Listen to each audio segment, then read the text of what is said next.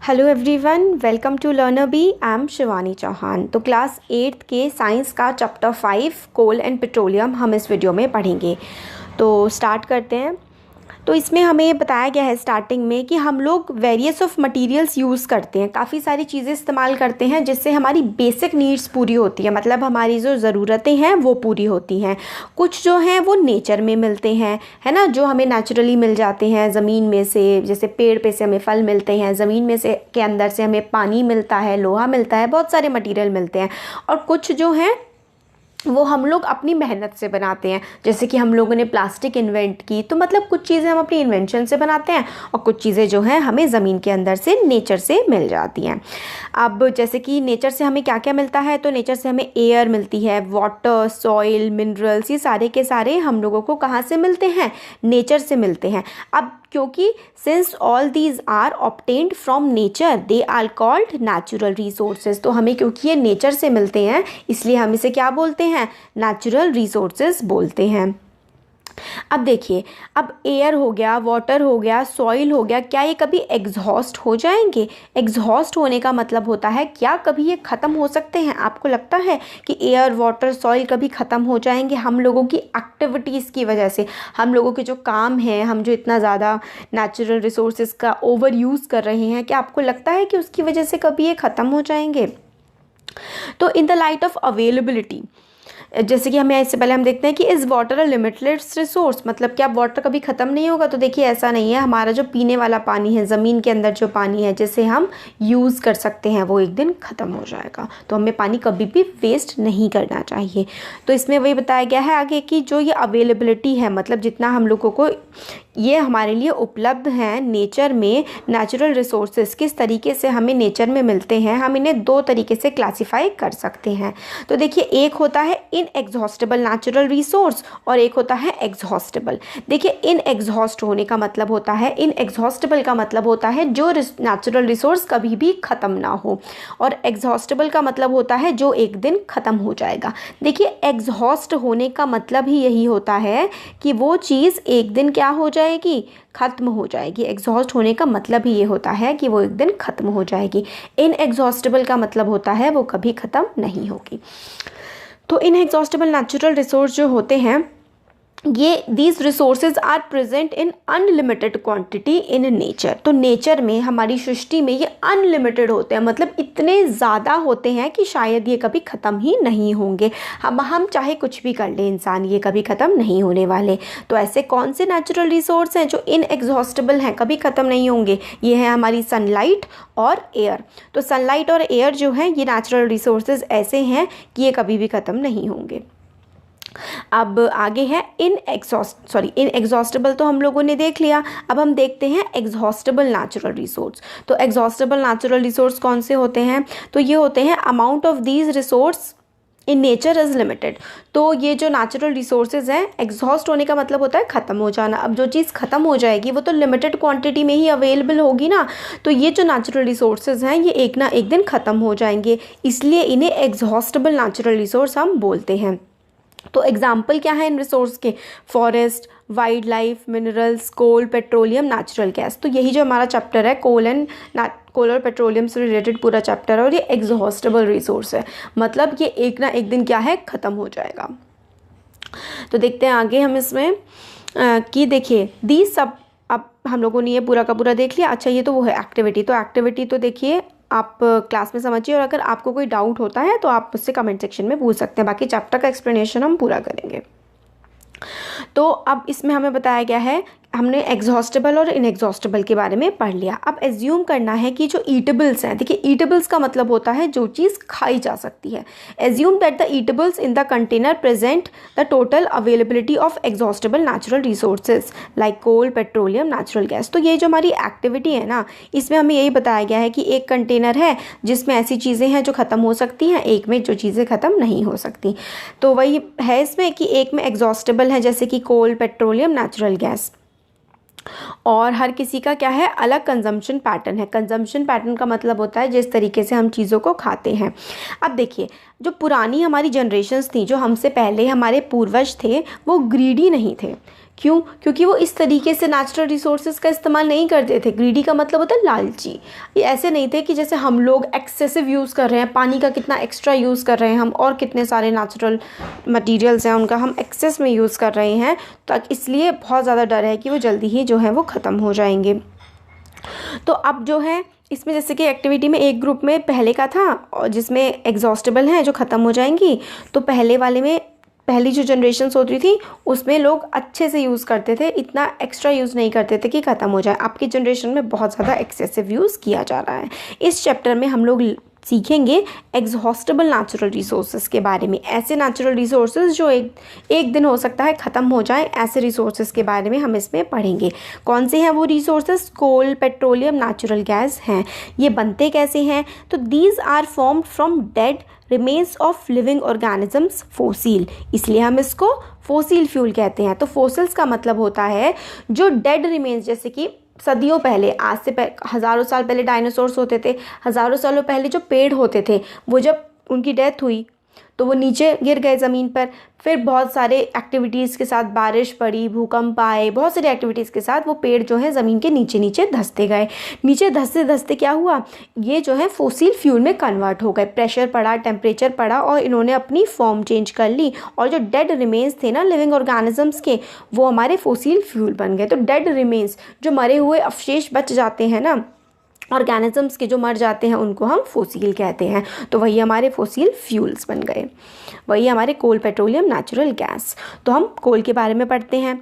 तो आपने देखा होगा कोल या सुना होगा, एक स्टोन काला सा होता है, ये देखिए पिक्चर में दिखाया गया है, काफ़ी काला सा होता है। ये वन ऑफ द फ्यूल जो हम फूड के लिए यूज़ करते हैं। जैसे कि भट्टियों में जो खाना बनता है ना, उसमें कोयला ही पकता है, मतलब कोयले को जला करके भट्टी में खाना बनाया जाता है। पहले रेलवेज़ में भी बहुत ज़्यादा इस्तेमाल इसका किया जाता था, सड़कें बनाने के लिए जो है इसको, मतलब मेनली जो है ना चीज़ को जलाने के लिए कोल का इस्तेमाल किया जाता था। वही है कि रेलवे इंजन्स में स्टीम को जला करके इंजन को आगे बढ़ाने के लिए थर्मल पावर प्लांट जो है आज भी हम इसमें इस्तेमाल करते हैं। थर्मल पावर प्लांट का मतलब है ऐसे पावर प्लांट्स जिससे बिजली हम लोग बना सकते हैं, जैसे कि इलेक्ट्रिसिटी प्रोड्यूस हम लोग कर सकते हैं। तो हम लोग के घर में जो इलेक्ट्रिसिटी आ रही है, इससे कैसे बनता है, देखिए कोयला को हम जलाते हैं, कोयले से स्टीम बनती है, स्टीम से टरबाइन घूमती है और टरबाइन घूमने से इलेक्ट्रिसिटी जनरेट होती है। तो ऐसे हम लोग जो है कोयले से ही बनी हुई इलेक्ट्रिसिटी एनर्जी का इस्तेमाल कर रहे हैं। और बहुत सारी इंडस्ट्रीज़ में एज अ फ्यूल, ईंधन की तरह जो है अपनी ज़रूरतों को पूरा करने के लिए इसका इस्तेमाल किया जाता है।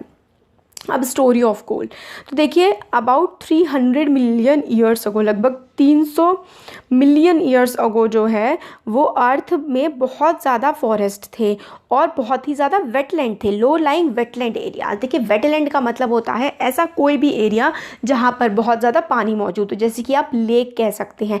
लेक में क्या होता है, काफ़ी ज़्यादा पानी अवेलेबल होता है जिसकी गहराई लगभग 100 मीटर तक तो होनी ही चाहिए, उसको आप लोग वेटलैंड कह सकते हैं। तो वेटलैंड हुआ करते थे, फॉरेस्ट हुआ करते थे, तो काफ़ी सारे नेचुरल प्रोसेसेस की वजह से, जैसे कि फ्लडिंग, ये फॉरेस्ट जो है नीचे दब गए सॉइल के। बहुत सारी मैंने आपको बताया भूकंप आए, फ्लड्स आए, ये मर गए, फिर नेचुरल प्रोसेसेस की वजह से ये लोग ज़मीन के नीचे दब गए।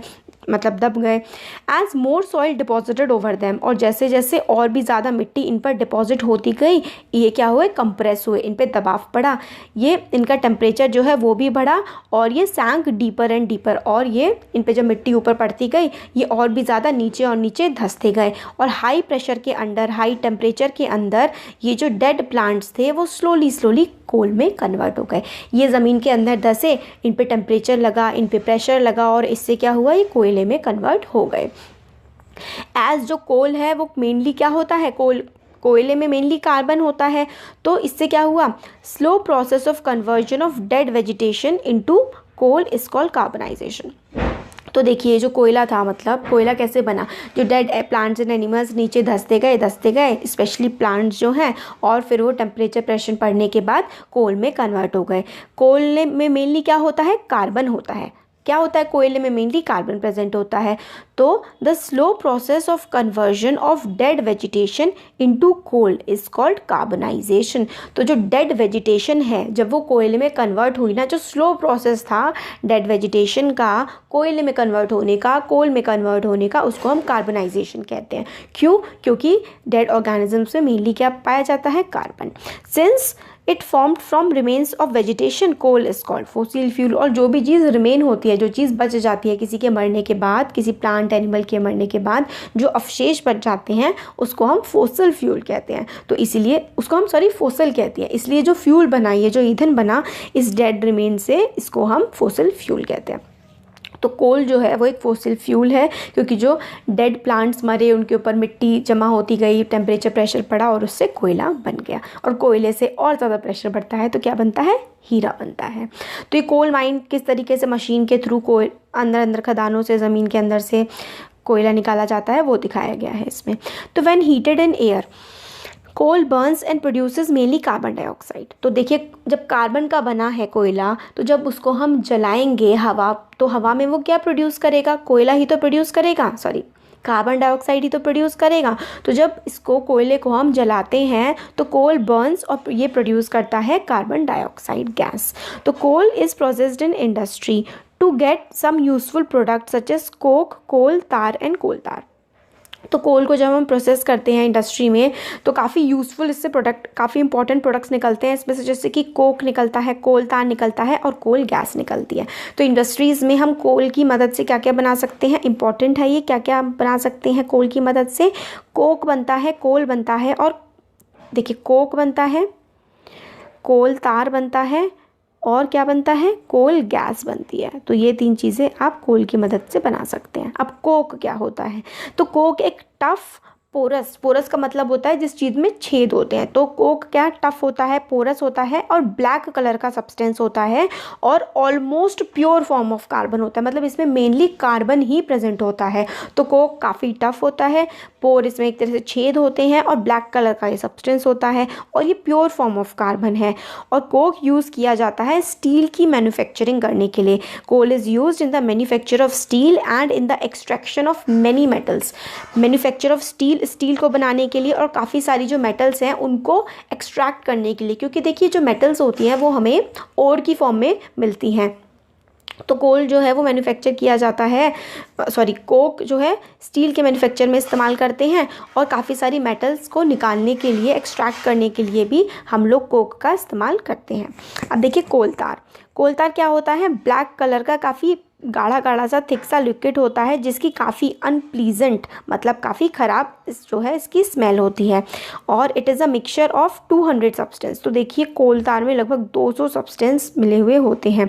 प्रोडक्ट्स ऑब्टेन फ्रॉम कोल तार, जो कोल तार में से प्रोडक्ट निकलते हैं उसको हम लोग कैसे यूज़ करते हैं, starting material for manufacturing various substance used in everyday life. जैसे कि इससे जो मटेरियल निकलते हैं कोल तार से, हम बहुत सारी चीज़ों में इस्तेमाल कर सकते हैं। जैसे कि जो डाई हम लोग बनते हैं ना, डाई जिनसे कपड़ों में रंग लगता है, ड्रग्स, दवाइयों में इस्तेमाल होता है, एक्सप्लोजिव में फटने के लिए, जैसे पटाखे फटते हैं ना उसके लिए, परफ्यूम्स में इसका इस्तेमाल होता है, प्लास्टिक में, पेंट में, फोटोग्राफ के जो मटेरियल होते हैं, रूफिंग मटेरियल, देखिए कितनी सारी चीज़ों में कोल तार का इस्तेमाल होता है।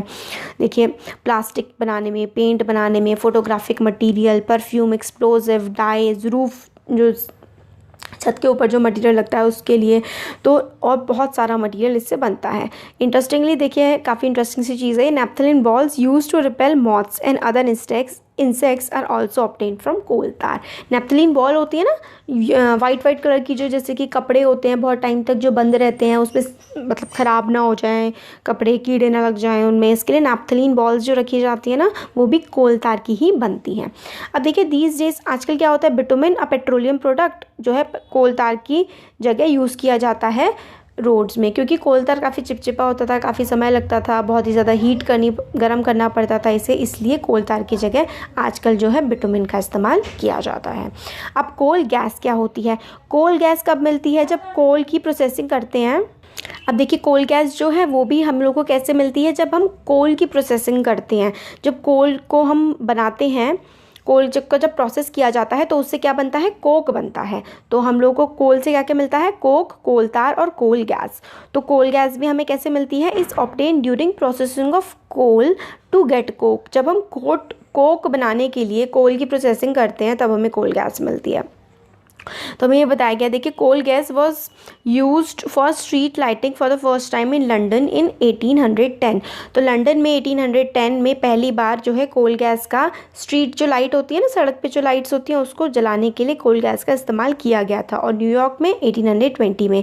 और आजकल इसको हीट के लिए यूज़ किया जाता है, गर्म करने के लिए, रादर देन चीज़ों को गर्म करने के लिए, बल्कि लाइट जलाने के लिए। और काफ़ी सारी इंडस्ट्रीज़ में ये फ्यूल की तरह काम करता है, जहाँ पर देखिए कोल गैस, कोल तार, कोक सब बहुत ज़्यादा इंपॉर्टेंट हैं और इंडस्ट्रीज़ में फ्यूल की तरह ये इस्तेमाल किया जाता है। Near the coal processing plants, जो कोल को प्रोसेस करने वाले प्लांट होते हैं वहाँ पर इसका कोल गैस का भी काफ़ी ज़्यादा इस्तेमाल किया जाता है। तो इस वीडियो में हम लोगों ने कोल के बारे में पढ़ा। अब नेक्स्ट वीडियो में हम लोग पेट्रोल वाला, और नेक्स्ट वीडियो में चैप्टर कंप्लीट हो जाएगा पेट्रोलियम की रिफाइनिंग वगैरह के बारे में, और नेचुरल गैस के बारे में हम पूरा पढ़ लेंगे। Thank you. और आपको कैसा लगा वीडियो कमेंट सेक्शन में कमेंट करके ज़रूर बताइएगा। अच्छा लगा तो लाइक करिए, चैनल को सब्सक्राइब तो आपको करना ही करना है, और अपने फ्रेंड्स के साथ भी शेयर करना है, क्योंकि अगर आप आगे के वीडियो अपडेट्स चाहते हैं, मैं वीडियोस डेली अपडेट करती हूँ आपकी 8th क्लास के भी और बाकी दूसरी क्लासेस के भी, तो आपको चाहिए टाइमली वीडियोज़, तो आप सब्सक्राइब तो ज़रूर कर लीजिए। तो थैंक यू।